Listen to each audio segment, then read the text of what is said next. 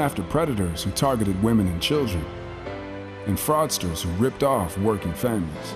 And she put dangerous gang members and human traffickers behind bars. We didn't have partnerships with DOJ or FBI or DEA or any of those law enforcement agencies. Now, we all work collaboratively.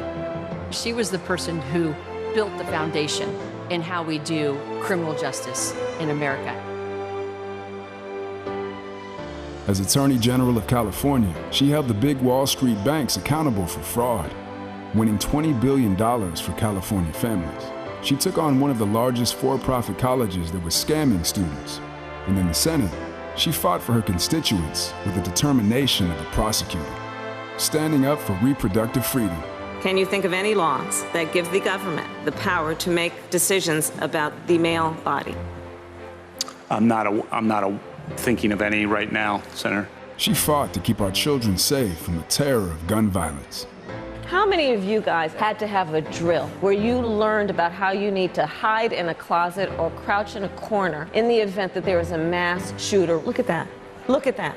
On the Intelligence Committee, she defended our nation against foreign adversaries.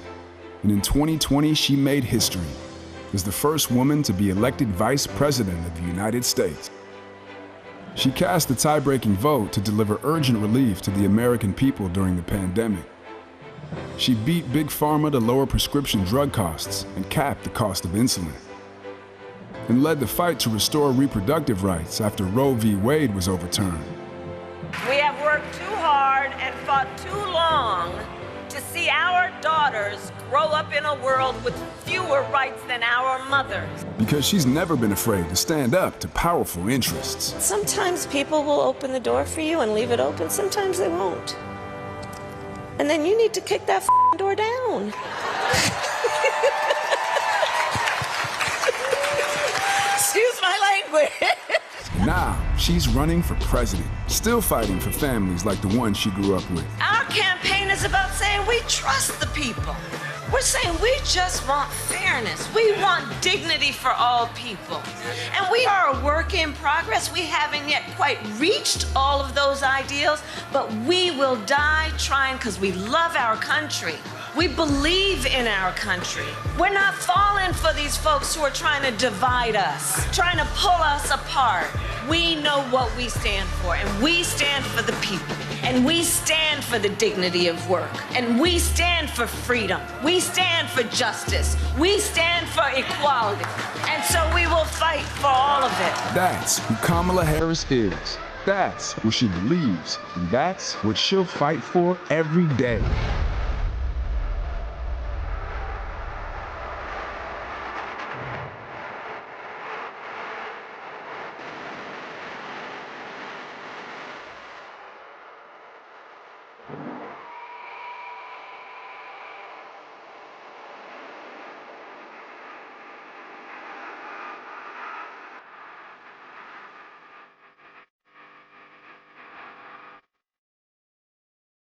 Please welcome the Democratic nominee for president, Vice President of the United States of America, Kamala Harris.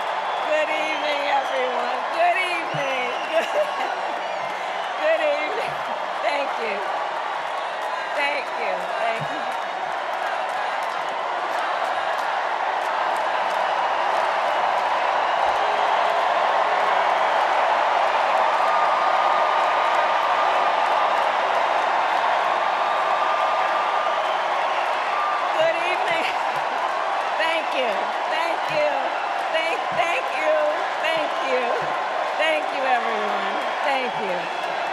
Thank you. Thank you.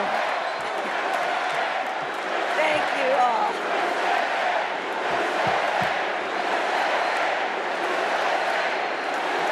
Thank you all. Okay, we got to get to some business. We got to get to some business. Okay, thank you all. Okay. Thank you, thank you, thank you, thank you, thank you. Thank you, thank you, please, thank you, please, thank you so very much. Thank you, everyone. Thank you, everyone. Thank you. Okay, let's get to business. Let's get to business. All right. So let me start by thanking my most incredible husband, Doug,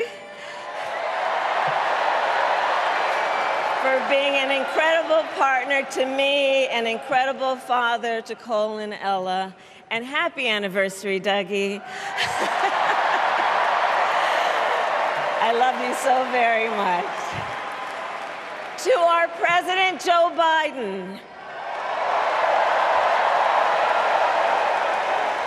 when I think about the path that we have traveled together, Joe, I am filled with gratitude. Your record is extraordinary, as history will show, and your character is inspiring. And Doug and I love you and Jill and are forever thankful to you both.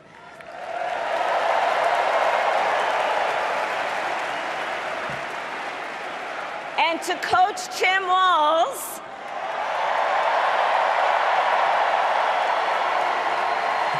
you are going to be an incredible vice president.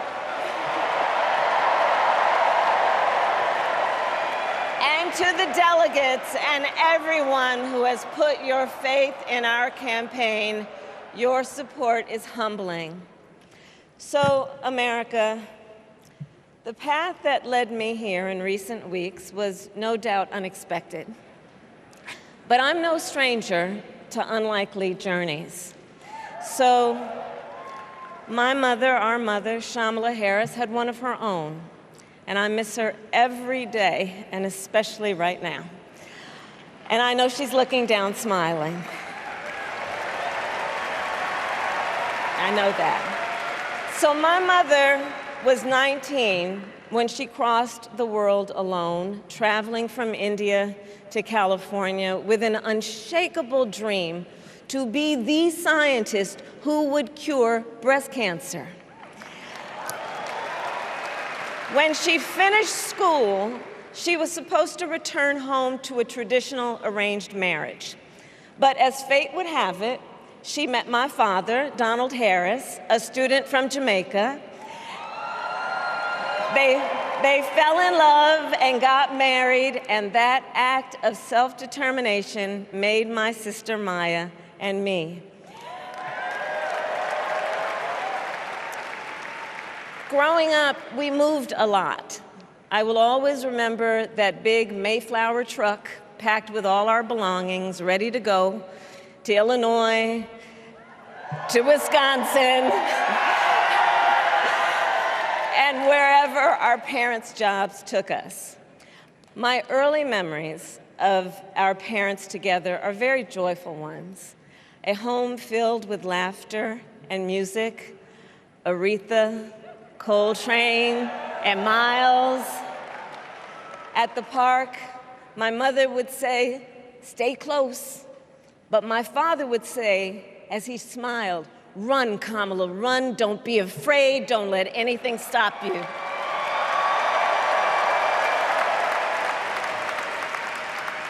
From my earliest years, he taught me to be fearless.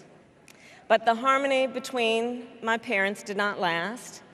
When I was in elementary school, they split up, and it was mostly my mother who raised us. Before she could finally afford to buy a home, she rented a small apartment in the East Bay. In the Bay, you either live in the hills or the flatlands. We lived in the flats. A beautiful working-class neighborhood of firefighters, nurses, and construction workers,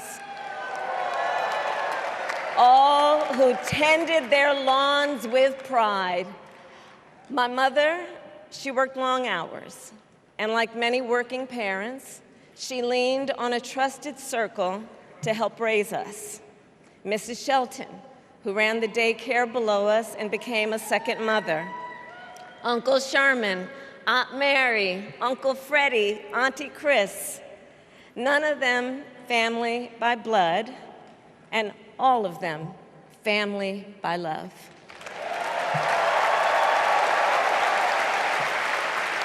Family who taught us how to make gumbo, how to play chess, and sometimes even let us win. Family who loved us, believed in us, and told us we could be anything and do anything. They instilled in us the values they personified: community, faith, and the importance of treating others as you would want to be treated, with kindness, respect, and compassion. My mother was a brilliant, 5-foot-tall, brown woman with an accent. And as the eldest child, I saw how the world would sometimes treat her. But my mother never lost her cool. She was tough, courageous, a trailblazer in the fight for women's health, and she taught Maya and me a lesson that Michelle mentioned the other night. She taught us to never complain about injustice, but do something about it. Do something about it. That was my mother. And she taught us, and she also taught us, and never do anything half-assed. And that is a direct quote. A direct quote. I grew up immersed in the ideals of the civil rights movement. My parents had met at a civil rights gathering, and they made sure that we learned about civil rights leaders, including the lawyers like Thurgood Marshall and Constance Baker Motley, those who battled in the courtroom to make real the promise of America. So at a young age, I decided I wanted to do that work. I wanted to be a lawyer.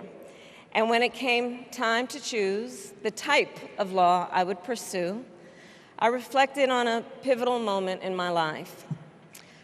You see, when I was in high school, I started to notice something about my best friend, Wanda. She was sad at school, and there were times she didn't want to go home. So one day I asked if everything was all right, and she confided in me that she was being sexually abused by her stepfather. And I immediately told her she had to come stay with us, and she did. This is one of the reasons I became a prosecutor, to protect people like Wanda, because I believe everyone has a right to safety, to dignity, and to justice.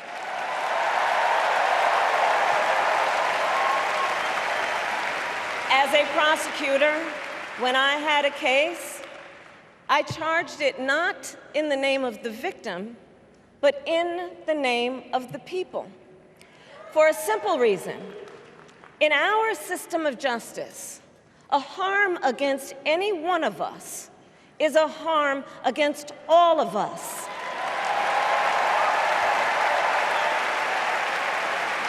And I would often explain this to console survivors of crime, to remind them no one should be made to fight alone. We are all in this together. And every day, in the courtroom, I stood proudly before a judge, and I said 5 words: Kamala Harris for the people.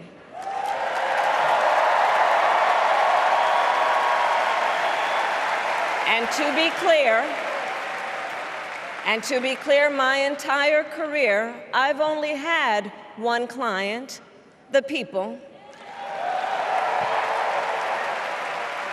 And so, on behalf of the people, on behalf of every American, regardless of party, race, gender, or the language your grandmother speaks, on behalf of my mother and everyone who has ever set out on their own unlikely journey, on behalf of Americans like the people I grew up with, people who work hard, chase their dreams, and look out for one another, on behalf of everyone whose story could only be written in the greatest nation on earth, I accept your nomination to be President of the United States of America.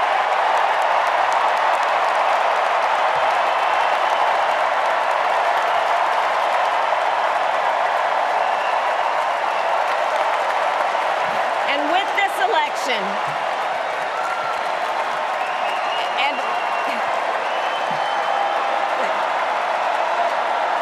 this election, our nation with this election has a precious, fleeting opportunity to move past the bitterness, cynicism, and divisive battles of the past, a chance to chart a new way forward. Not as members of any one party or faction, but as Americans. And let me say, I know there are people of various political views watching tonight, and I want you to know, I promise to be a president for all Americans. You can always trust me to put country above party and self, to hold sacred America's fundamental principles, from the rule of law to free and fair elections to the peaceful transfer of power.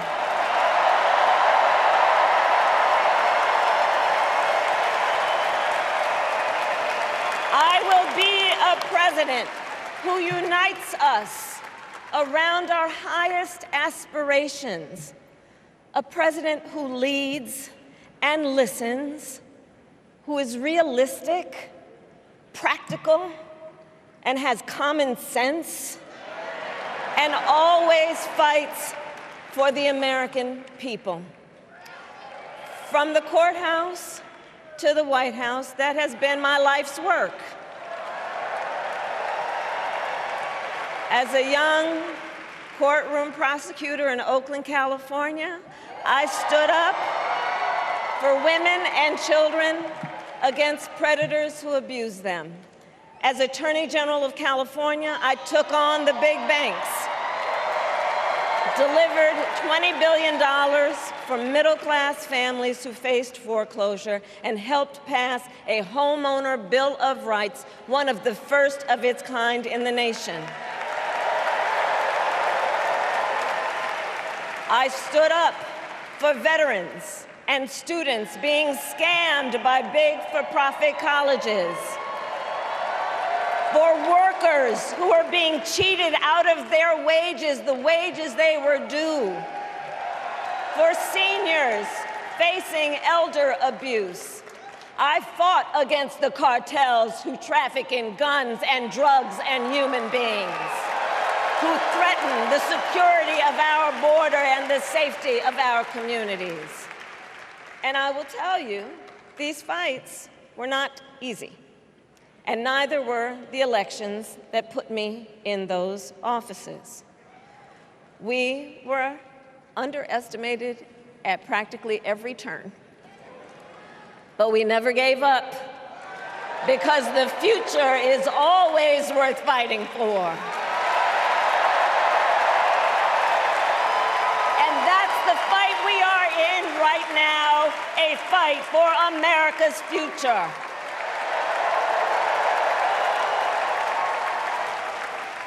Fellow Americans, this election is not only the most important of our lives, it is one of the most important in the life of our nation. In many ways, Donald Trump is an unserious man. But the consequences of putting Donald Trump back in the White House are extremely serious. Consider not only the chaos and calamity when he was in office, but also the gravity of what has happened since he lost the last election. Donald Trump tried to throw away your votes. When he failed, he sent an armed mob to the United States Capitol, where they assaulted law enforcement officers. When politicians in his own party begged him to call off the mob and send help, he did the opposite. He fanned the flames. And now, for an entirely different set of crimes, he was found guilty of fraud by a jury of everyday Americans and separately found liable for committing sexual abuse. And consider what he intends to do if we give him power again. Consider his explicit intent to set free violent extremists who assaulted those law enforcement officers at the Capitol. His explicit intent to jail journalists, political opponents, and anyone he sees as the enemy. His explicit intent to deploy our active duty military against our own citizens. Consider the power he will have, especially after the United States Supreme Court just ruled that he would be immune from criminal prosecution. Just imagine Donald Trump with no guardrails,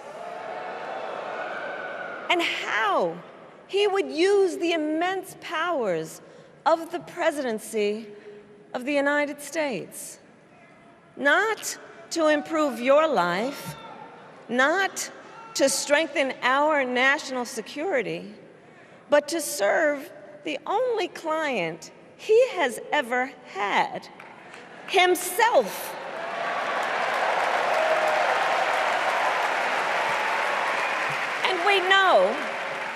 And we know what a second Trump term would look like. It's all laid out in Project 2025, written by his closest advisors, and its sum total is to pull our country back to the past. But America, we are not going back. We are not going back. We are not going back.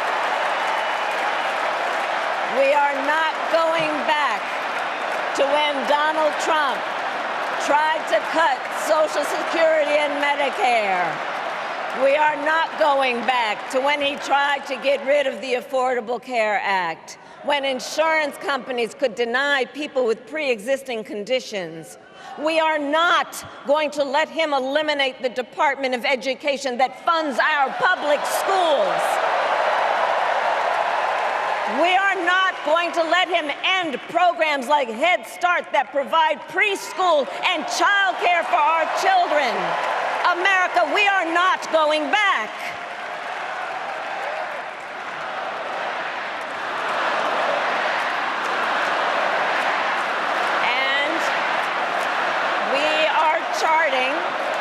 And we are charting a new way forward. Forward to a future with a strong and growing middle class, because we know a strong middle class has always been critical to America's success. And building that middle class will be a defining goal of my presidency.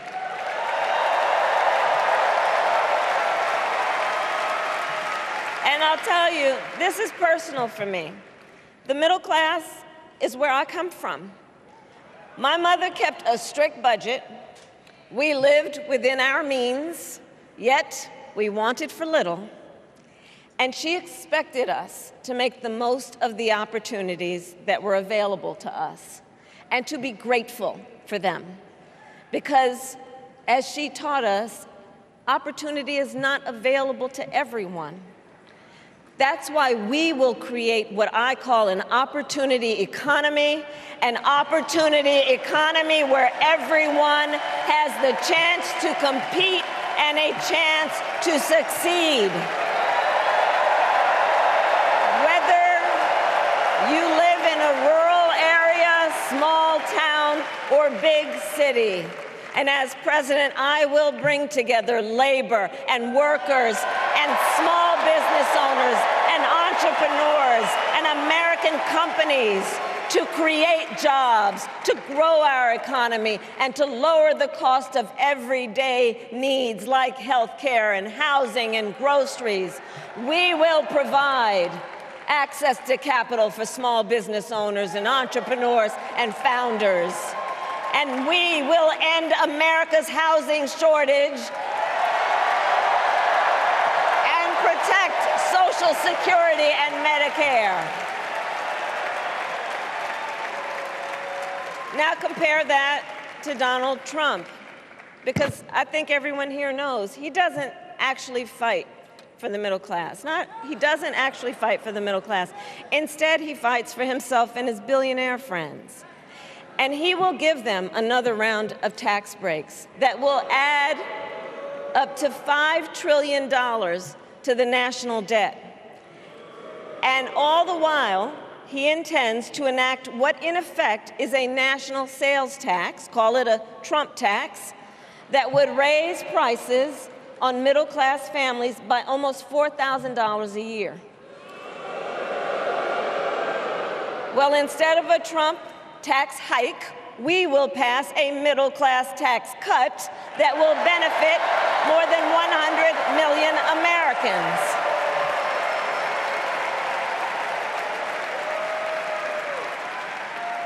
Friends, I believe America cannot truly be prosperous unless Americans are fully able to make their own decisions about their own lives, especially on matters of heart and home. But tonight, in America, too many women are not able to make those decisions. And let's be clear about how we got here. Donald Trump handpicked members of the United States Supreme Court to take away reproductive freedom. And now he brags about it. In his words, quote, "I did it and I'm proud to have done it," end quote. Well, I'll tell you, over the past 2 years, I've traveled across our country, and women have told me their stories. Husbands and fathers have shared theirs. Stories of women miscarrying in a parking lot, developing sepsis, losing the ability to ever again have children, all because doctors are afraid they may go to jail for caring for their patients. Couples just trying to grow their family, cut off in the middle of IVF treatments. Children who have survived sexual assault, potentially being forced to carry a pregnancy to term. This is what's happening in our country because of Donald Trump. And understand, he is not done. As a part of his agenda, he and his allies would limit access to birth control, ban medication abortion, and enact a nationwide abortion ban with or without Congress. And get this,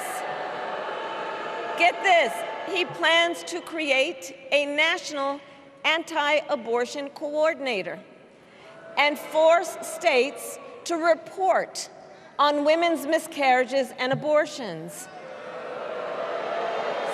Simply put, they are out of their minds.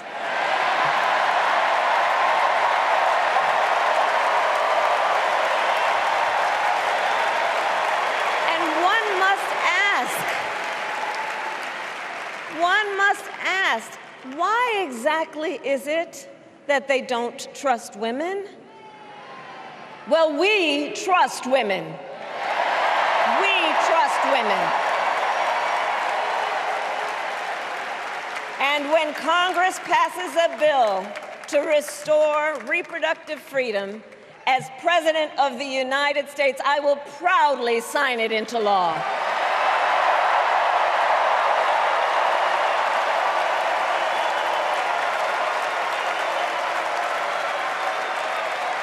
In this election, many other fundamental freedoms are at stake. The freedom to live safe from gun violence in our schools, communities, and places of worship. The freedom to love who you love openly and with pride. The freedom to breathe clean air and drink clean water and live free from the pollution that fuels the climate crisis. And the freedom that unlocks all the others, the freedom to vote. With this election, we finally have the opportunity to pass the John Lewis Voting Rights Act and the Freedom to Vote Act.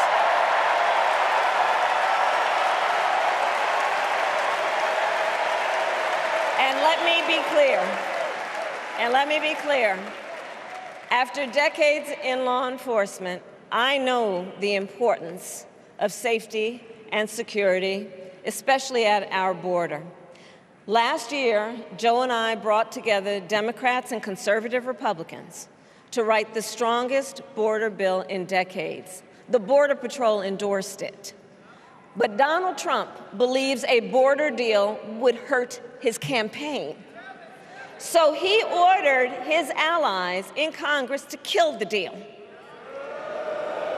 Well, I refuse to play politics with our security. And here is my pledge to you. As president, I will bring back the bipartisan border security bill that he killed, and I will sign it into law. I know we can live up to our proud heritage as a nation of immigrants and reform our broken immigration system. We can create an earned pathway to citizenship and secure our border.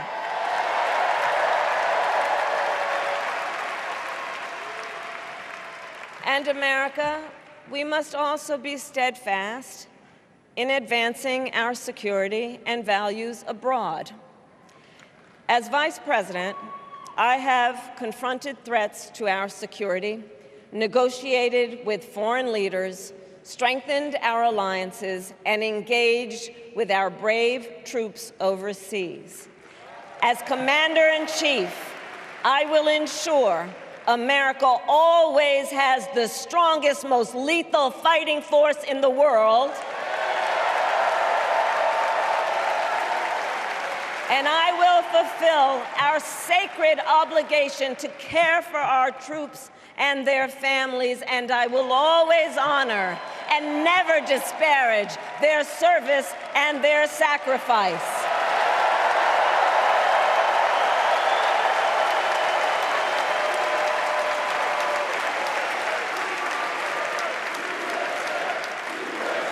I will make sure that we lead the world in into the future on space and artificial intelligence, that America, not China, wins the competition for the 21st century, and that we strengthen, not abdicate, our global leadership. Trump, on the other hand, threatened to abandon NATO. He encouraged Putin to invade our allies, said Russia could, quote, do whatever the hell they want. 5 days before Russia attacked Ukraine, I met with President Zelensky to warn him about Russia's plan to invade. I helped mobilize a global response, over 50 countries, to defend against Putin's aggression. And as president, I will stand strong with Ukraine and our NATO allies.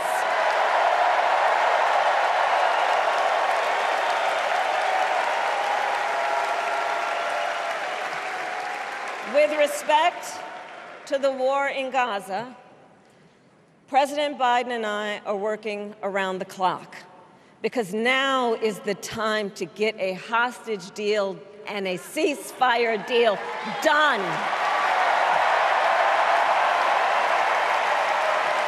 And let me be clear, I will always stand up for Israel's right to defend itself, and I will always ensure Israel has the ability to defend itself, because the people of Israel must never again face the horror that a terrorist organization called Hamas caused on October 7,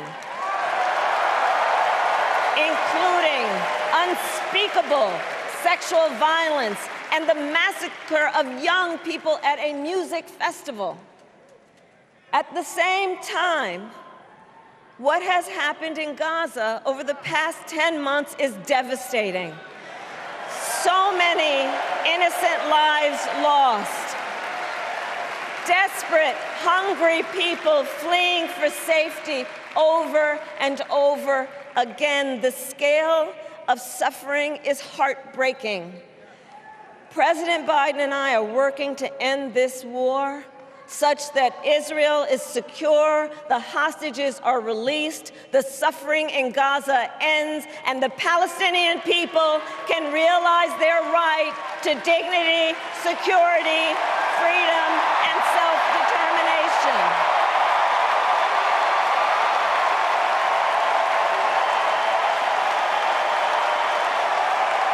And know this, I will never hesitate to take whatever action is necessary to defend our forces and our interests against Iran and Iran-backed terrorists. I will not cozy up to tyrants and dictators like Kim Jong-un, who are rooting for Trump,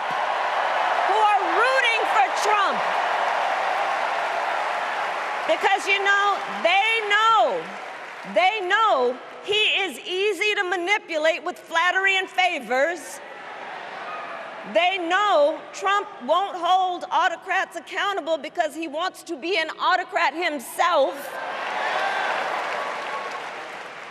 And as president, I will never waver in defense of America's security and ideals, because in the enduring struggle between democracy and tyranny, I know where I stand and I know where the United States belongs.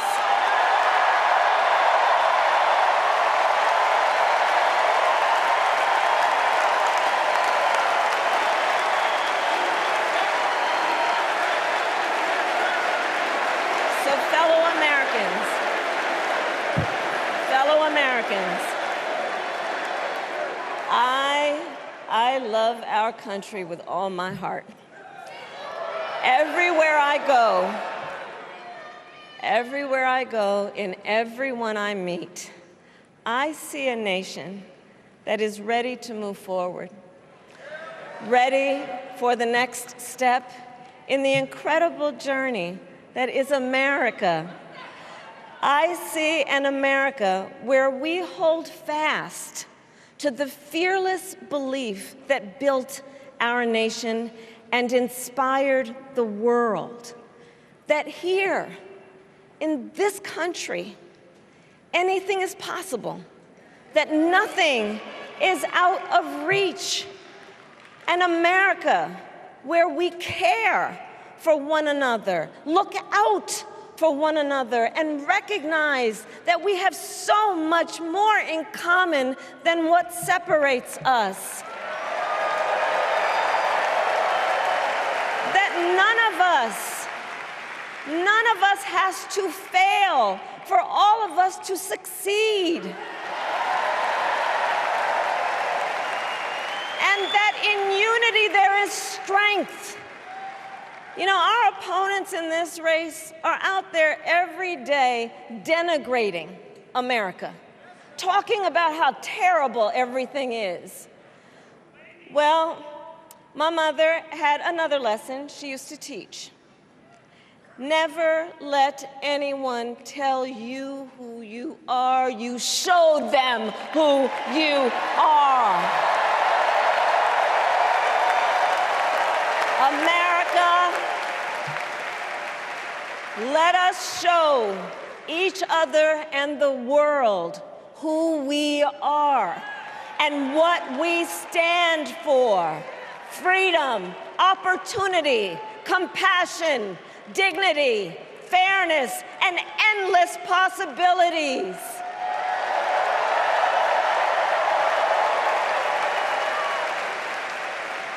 We are the heirs to the greatest democracy in the history of the world. And on behalf of our children and our grandchildren and all those who sacrificed so dearly for our freedom and liberty, we must be worthy of this moment. It is now our turn to do what generations before us have done, guided by optimism and faith, to fight for this country we love, to fight for the ideals we cherish, and to uphold the awesome responsibility that comes with the greatest privilege on earth, the privilege and pride of being an American.